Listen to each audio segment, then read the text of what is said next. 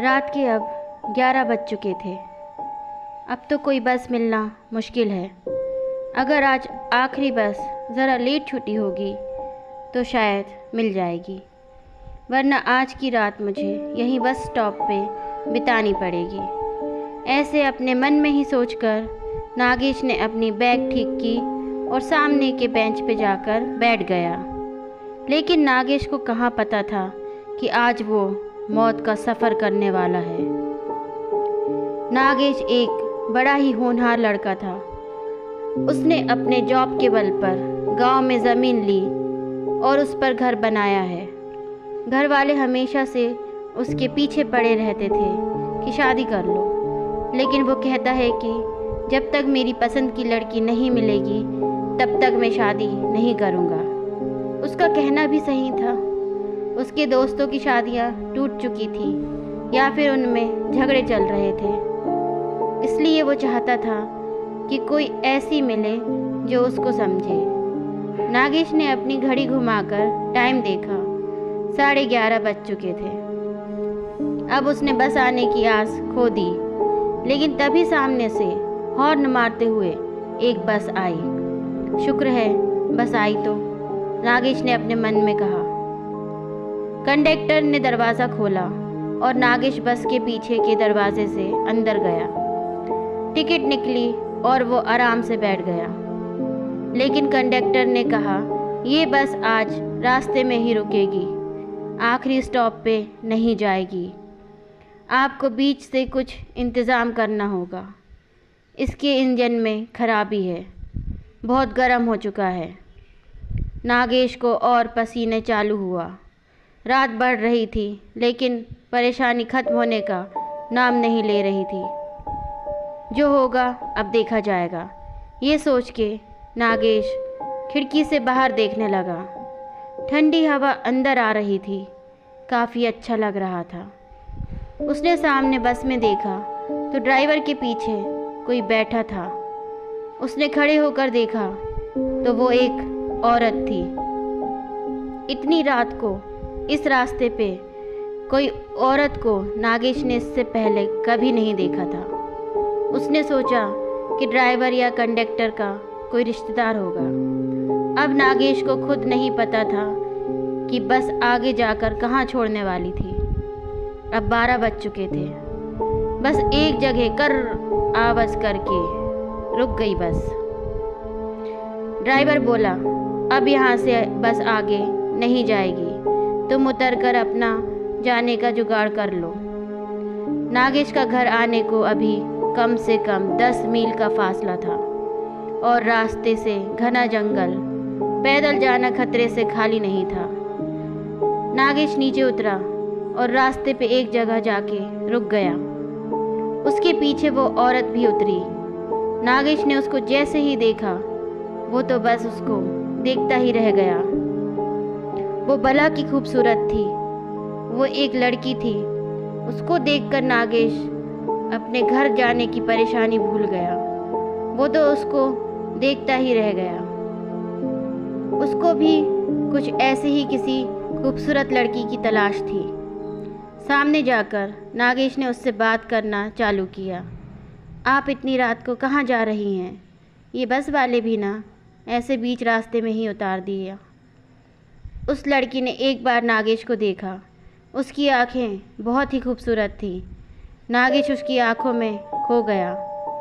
कुछ बोल पाता तभी उस लड़की ने कहा, मेरा घर यहाँ से पास में है, पैदल जा सकते हैं। अगर आप चाहो तो मेरे घर चल सकते हो।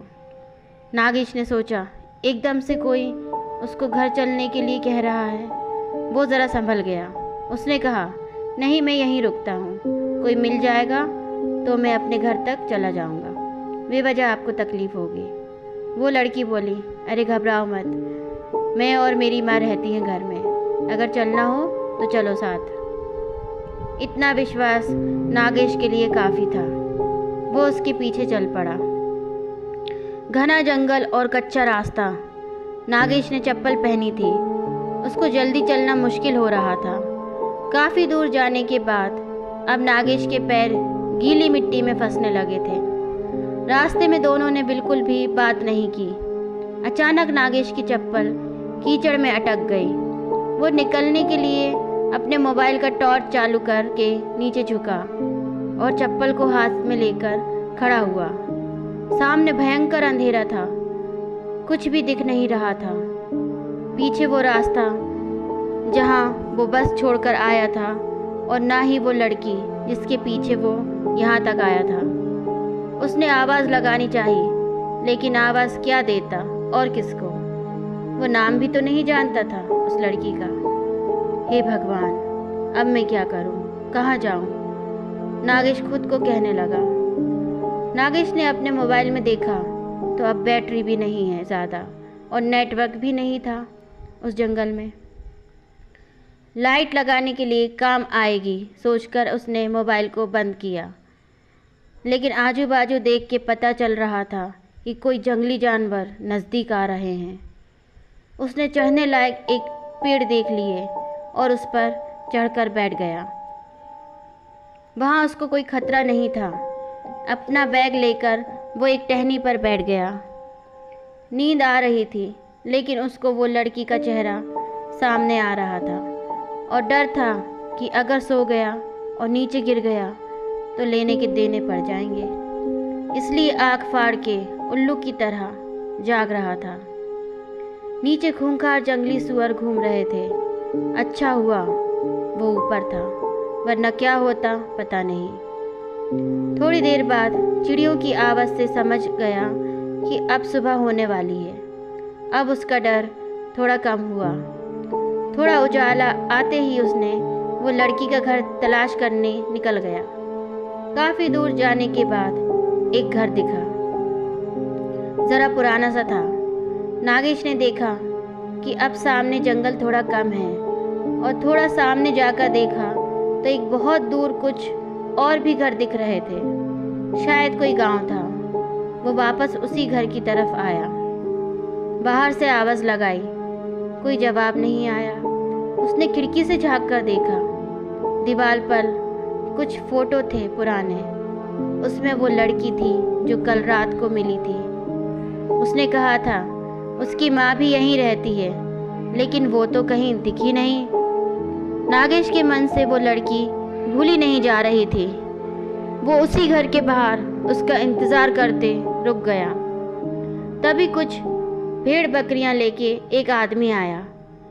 नागेश ने उसको देख के उसको पास आते ही सवाल किया, अरे भाई, तुम वो सामने वाले गांव से हो क्या? जंगल में सुनसान जगह पर एक आदमी देखकर वो बकरी वाला चौंक गया। उसने कहा, साहब आप कौन हो और यहाँ कैसे? रास्ता भूल गए क्या? नागेश ने कहा, हाँ भाई, कल रात को यहाँ तक आ गया हाईवे से। यहाँ एक लड़की रहती है, मुझे उसके बारे में जानना था। क्या तुम जानते हो? कहाँ? यहाँ इस घर में। मैंने तो कभी नहीं देखा। मैं यहाँ आते रहता हूँ, बकरी वाला बोला। नागेश को लगा शायद ये जानता नहीं इसलिए ऐसा बोल रहा है। उसके जाने के बाद नागेश ने वहीं रुककर उस लड़की का इंतज़ार करना बेहतर समझा। उसको बहुत भूख लग रही थी, लेकिन उस लड़की के सामने उसको और कुछ सूझ नहीं रहा था। शाम होने को आई। वो बकरी वाला वापस जाते हुए नागेश से मिलने आया और पूछा, साहब कोई आया क्या? आप बेवजह रुके हुए हो, यहाँ कोई नहीं रहता। नागेश सोचने लगा कि अगर यहाँ कोई नहीं रहता तो फिर वो कौन है जो फोटो में है और मुझे यहाँ तक लेकर आई। मुझे देखना है कि वो है कौन। कुछ देर बाद रात भी हुई। इतनी देर से ना वो लड़की आई और ना ही उसकी माँ। अब नागेश से रहा नहीं गया, लेकिन वापस जाना मुश्किल था, इसलिए उसने वहीं के एक पेड़ का सहारा लिया और चढ़ के बैठ गया। घना अंधेरा छाने लगा। वो सामने घर दिख रहा था। नागेश अब घर से ज़रा दूर था। बाहर उल्लू आवाज़ कर रहे थे। ज़रा सी आवाज़ पर झट से गर्दन मुड़ जाती थी। खुद की सांस और धड़कन भी नागेश को अब महसूस होने लगी थी। तभी अचानक सामने से सफ़ेद कपड़ों में वो लड़की आते हुए दिखी। उसको देखकर नागेश को बड़ा अच्छा लगा। चलो, जिस बात के लिए वो कल से यहाँ बैठा है उससे मिलना तो हो जाएगा। वो अब उतरने की कोशिश कर रहा था पेड़ से कि तभी उसकी नज़र उसके साथ चल रहे एक और परछाई की तरफ गई। वो एक आदमी था, उसके पीछे पीछे चल रहा था। अब नागेश वहीं रुक गया और ऊपर से सब देखने लगा। वो लड़की ने घर का दरवाज़ा खोला और अंदर गई। उसके बाद वो आदमी जैसे ही अंदर गया, उस आदमी की चीखें गूंजने लगी। वो तड़प रहा था, चिल्ला रहा था, बचाओ बचाओ, मुझे छोड़ दो, मुझे माफ़ करो, मैंने तुम्हारा क्या बिगाड़ा है। नागेश इधर डर से काँप रहा था। नीचे उतरना अब वो भूल गया। कुछ देर बाद उस आदमी की चीखें बंद हो गईं, सब शांत हो गया। वो आदमी शायद मर चुका था, ऐसा नागेश को लगा। वो वहीं पेड़ पर बैठा था। नागेश सुबह का इंतज़ार करने लगा। जैसे ही सुबह हुई वो पेड़ से उतरा। दरवाजे की बाहर तक खून बह रहा था। अंदर जाकर देखने की हिम्मत नहीं थी। वो जहाँ रास्ता मिला उधर भागते चला गया। उसने अंदर वो लड़की है या नहीं ये भी नहीं देखा। भागते हुए कैसे तो उसको हाईवे मिल गया और अपने घर तक पहुंच गया। उसके साथ जो हुआ वो जैसे ही बताने जा रहा था तो उसकी ज़बान नहीं चल रही थी। बोलना तो बहुत कुछ था लेकिन कुछ बोल नहीं पा रहा था। उसका मुंह सिल चुका था। नागेश को दवाखाने भर्ती कराया गया और उस पे इलाज चालू हो गया। किसी को कुछ समझ नहीं आ रहा था कि उसको हुआ क्या है। डॉक्टर ने उसको पागल करार देकर पागलों की ट्रीटमेंट चालू कर दी। इधर जंगल में वो बकरी वाला आज शाम को फिर से उस घर की तरफ आया, जानबूझकर तसल्ली करने, ये देखने कि कल का आदमी है या नहीं। बाहर खून बह रहा था और अंदर झांक कर देखा तो वो भयंकर नज़ारा देखकर उसको भागना तक नसीब नहीं हुआ। वो लड़की अंदर ही थी। वो आदमखोर बन चुकी थी। खून ही खून था। वो जानवरों जैसे मरे हुए उस आदमी का मांस खा रही थी। बकरी वाले के मुंह से चीख निकली, लेकिन वो आखिरी बार थी। उसको देखते ही वो लड़की शैतान बन गई। उसके सफ़ेद कपड़े अब भयंकर लाल हो चुके थे। खून से लथपथ वो बकरी वाले की तरफ भागी, उसको लपक ली। उसने उस बकरी वाले को अंदर खींच लिया और उसको भी मौत के घाट उतार दिया। अब काफ़ी रात हो चुकी थी। जंगल सुनसान और खूंखार बन गया था। उस खूबसूरत लड़की के अंदर शैतानी आत्मा का राज तो सिर्फ नागेश जानता था, लेकिन अब वो पागल हो चुका था। वो लड़की अपने सफ़ेद लिबास में घर से बाहर निकली और अपने शिकार की तलाश में हाईवे की तरफ चली गई। कहानी अच्छी लगी हो तो लाइक, शेयर एंड सब्सक्राइब करें। धन्यवाद।